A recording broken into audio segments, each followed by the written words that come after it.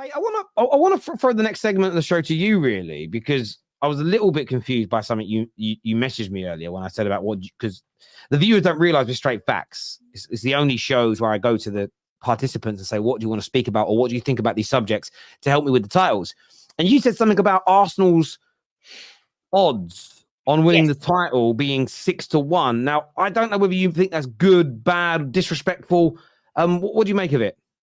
I think it's outrageous. I think that's a massive price for Arsenal. I mean, I've seen the majority of bookmakers are offering around 3s, but I think it was Bet365 or someone was offering 6-1, which I find quite incredible considering the run of form that they're on, the way they're playing, the goals they're scoring. I think people are still disregarding them a little bit. You know, I saw the Optus prediction, they've got them to fall off when I speak about it in my room, bearing in mind obviously I've got a Tottenham channel, but I do have a lot of people come in that support all different teams.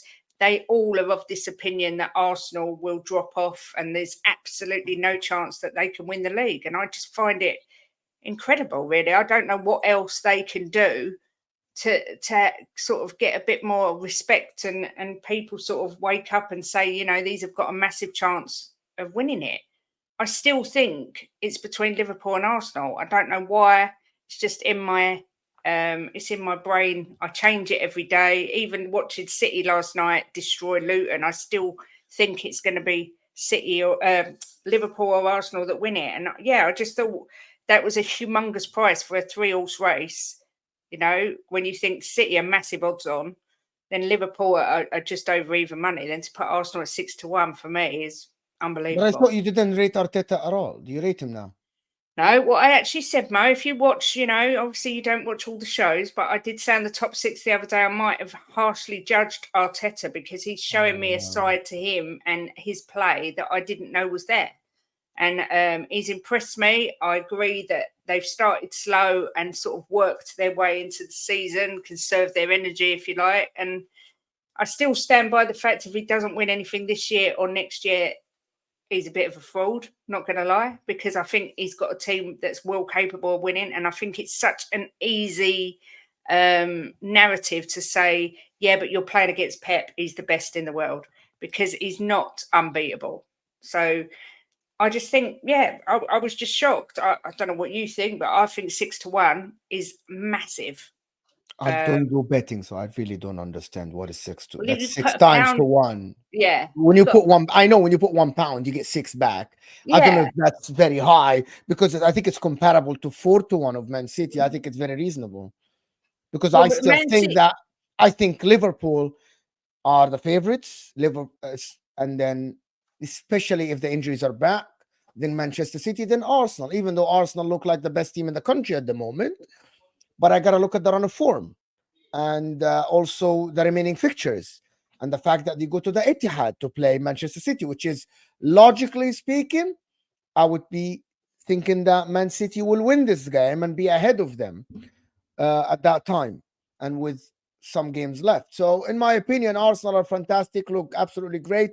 They went back to the form of last year. They went back to the very, very direct football. The set pieces are immense, amazing to watch. The team is becoming very entertaining. By the way, City are not 4-1 to win it. City are practically they're evens, or they're at they're at 10 to 11. Yeah, so they're beyond even. So they're odds on to win the league still. So they're not 4-1. Arsenal range from 3-1 right up to 6-1. You then get Liverpool that are around about 2-1. Yeah. And then you've got City that are odds on to win it. So you'd have to bet, if you bet £11, you only win 10 plus your stake back, of course, but you only win 10 additional, which is crazy. So yeah, I mean, Arsenal still completely being written off. And hearing you say that, Kate, as a Spurs fan, is interesting, because as you say, I know you did call out Arteta before, but do you think that's because they haven't got over the line for so many years? They have a young squad, and they have that. I think the biggest factor is the Pep versus Klopp versus Arteta element, and because the other two have been there and done it, worn the t-shirts, won all the major trophies, and Arteta's got the FA Cup. Like, is that probably just what this is in when you grind it down?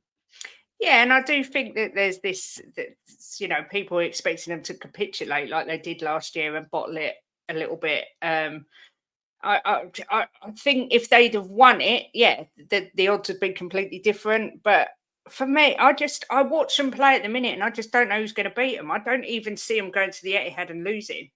I just think they look brilliant all over the pitch. I mean, I hate it. I hate to say it, but I watched them the other day, and I enjoy watching it because they look so good. They look like the Arsenal that I grew up watching. They look dangerous all the time. But yeah, until it's like anyone, until they get over the line, they're never going to get the full respect. But I still think to have sort of an odds-on favourite, and then just behind them Liverpool, and then quite a way down the line to have Arsenal when it's so close at the top, and with how they're playing is madness, really.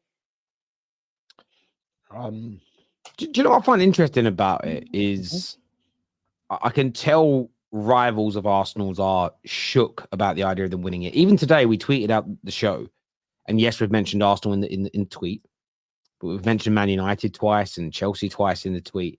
But I must get 3 or 4 replies minimum, if not more, and I get DMs every day saying, "Why do Arsenal get mentioned so much?"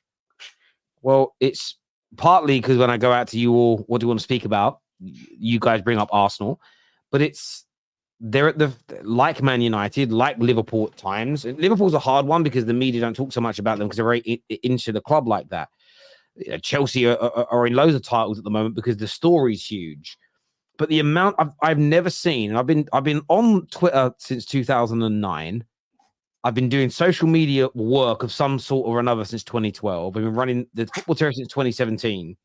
I have never seen, especially London rivals of Arsenal, I have never seen so many. Absolutely, I've never seen so many people go, "Why are you talking about them?"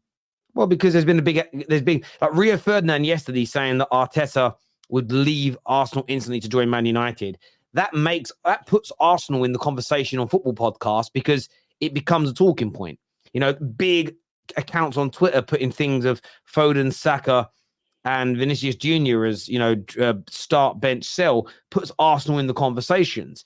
But then I've never seen people so triggered by a club being featured in the football discourse in the way that people are. I find it almost astronomical how angry rivals are that Arsenal are up near the top again. It's the one thing. It's a good prep for me. If Man United do get back to that point, long way away, I think it's going to be even worse. It's crazy how angry people get about Arsenal being in the conversation. It's crazy. It's a madness. I'm actually going to the North London Derby this year. It's my first ever North London Derby. I've been to Spurs thousands of times, but I've never been to Spurs Arsenal, and I'm going there at the end of April, and I'm already absolutely dreading it.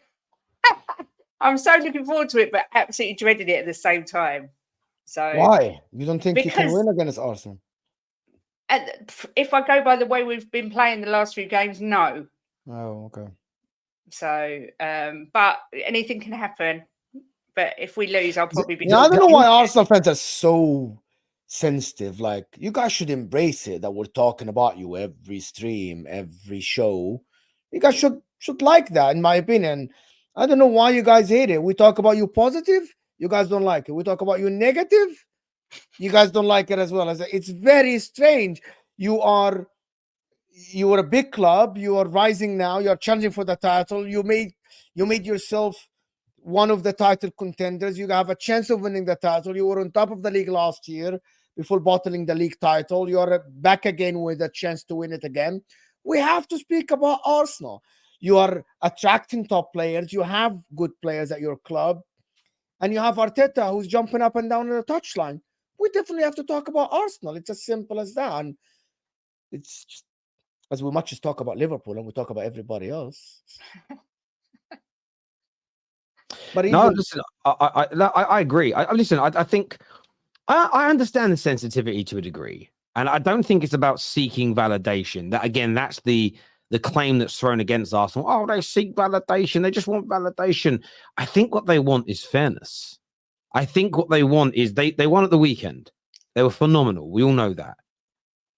I saw 2 or 3 clips that TalkSport put out where like Bungle was just saying, yeah, but they're going to lose the league all because they signed Kai Havertz. I'm like, why is that even a conversation after that? You had Noel Gallagher who said, yeah, but KDB's back now in February. Arsenal are playing well, but are they going to win the league? Probably not. So why are we talking about them? I think that's disrespectful because you'll see Brighton play good football.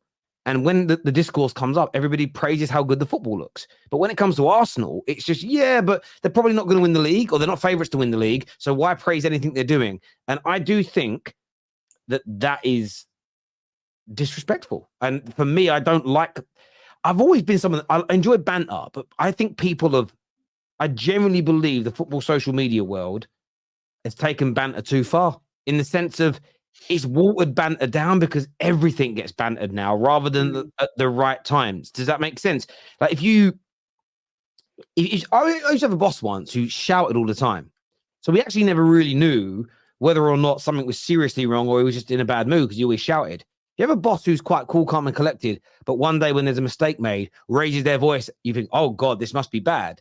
I feel like that with banter. It's almost when it's done all the time and every tweet and every post and everything's about banter and taking the piss. I just sort of look at it as, I just find it really boring now. It's save the banter for the right moments. And it's a bit like Spurs fans. Whenever you speak, it's always the same. Yeah, but what if you know you don't win anything? It's like, that's the wrong time for that banter. Exactly. You're hitting it wrong. It's not when the joke works. You've got to find wait until they get knocked out of a cup competition. Then you go in on it. Because it's funnier when it's done sporadically as opposed to all the time. And I think that's what the issue is for a lot of Arsenal fans, is that it's like even when they're doing well, because they can't be bantered because they're doing well, it's like, well, let's just not talk about it anyway. And I think that's wrong personally. And I don't like that because I actually like talking about the good, the bad, and the ugly when it comes to football. But it's a bit like some Chelsea fans today, like some that have followed my channel for years have come at me and I can't believe you're putting out things about us sacking Poch. It's not confirmed yet. So, well, I think he's going to be sacked soon based on this story. How dare you do it? I'm like, bro, I saw you in my comments 3 months ago when there was a rumor about Ten Hag being sacked, laughing and joking, saying great content. Why so sensitive? Like, it's a weird one to me, but yeah, there we go. I did want to ask you about a rumor that's come out today regarding Arsenal that they're linked with João Palhinha potentially in the summer. And I'm sitting there thinking, Palhinha in the 6, Declan Rice in the 8. How formidable do you think that midfield would be? Not for me. I don't think you should go for Palhinha. I think they have Declan Rice. He's molded to play the 6. He's playing the 6 very well. I think they should go for a different player, a number 8, to be honest, like a Frankie de Jong or something. Barella, someone like that. I don't think they should go for João Palhinha. They don't need a 6. You have Jorginho, he's gonna get a year extension. You have Declan Rice, who is being molded to play the 6. I think you need a number 8. So just go for that. He's a good player. I like Palhinha, but I think you don't need a Palhinha. Why would you get Palhinha to play Declan Rice at the 8, who is doing a very, very good job at the 6? Numbers don't lie. He's the most consistent DM in the league. But you want to shift him to be the 8 and get someone who's 28 years old to play the 6. So in 2 years' time or 3 years' time, you'll look for another 6. Why don't you mold Declan Rice, who has been molded to be the 6, to play the 6 and get a better 8? It doesn't make sense to me. I like João Palhinha. I don't think it's the right move at all. Yeah, like someone, like you can get a number 8. Paqueta can be a number 8. Frankie de Jong can be a number 8. You need a player like a Gundogan, someone who can go up and down the pitch, can lead the team from the 8. I don't think Palhinha is good enough, but the only positive about this is that now Arsenal are not going for a young player. They're going for a player that played in the Premier League. So it's a good sign that you're going for a player like this, not Project Youth anymore, because I was speaking in the morning about this on my channel, that Arsenal need to go away from the youth. Now you build the youth. You have a young squad now. Get the experienced players. But I don't think a Palhinha is the one for you. I think you need a number 8. That's what I think. Go get a good number 8. Go get a good box-to-box midfielder that will contribute more, because that's what you need. I think that suits them better. You know what you think, Kate? Yeah, I hope they don't get him. I'd love him at Spurs. I think he's such a good player. But for me, I saw in January they were linked to Zubimendi. Thought that was going to happen. It obviously didn't, but yeah, I don't think he's particularly suited to Arsenal. I think he will go, but possibly to Bayern, because he was close to going to Bayern before and it all went wrong. But I would absolutely love him at Spurs. I think he's brilliant. Just not really, for me, not really what Arsenal need at the minute. I think more, like you said, Frankie de Jong or a Zubimendi or somebody of that type. Declan Rice has just been incredible, an absolute revelation. But yeah, Paulinho probably isn't coming to Spurs. Someone's just put it. I'm sure he isn't, but I'd still like him. I'm allowed to say I'd like him, even if he doesn't come. Go get a Paqueta. Go offer 80 million. Yeah, Spurs could sign Paulinho. Like, you're so much bigger than Fulham. I mean, I understand that Bayern Munich want him, Arsenal maybe want him, so the competition maybe, but yeah, Spurs could get him. They've got the pool to get him. It's whether away from Fulham, it's whether or not you can get him over everybody else. But you're probably going to have Champions League football next year potentially. So I get where you're coming from, Mo. I do. I do, but it depends what the value of the player is. If there's talk he might be available for 25 to 30 million, I almost look at it and go, you could probably go and get yourself the De Jong or the Zubimendi or a better 8 and Paulinho, and then suddenly that way, and and then you get rid of Partey, you get rid of El Neni, and suddenly your main midfield 3 is Rice, Paulinho, and say Frankie de Jong. Suddenly you can actually rest Declan Rice for certain games. You've got great road, so the value of him is what's going to be really interesting when it comes to this. I think Man United should be all over this. They're not attractive though.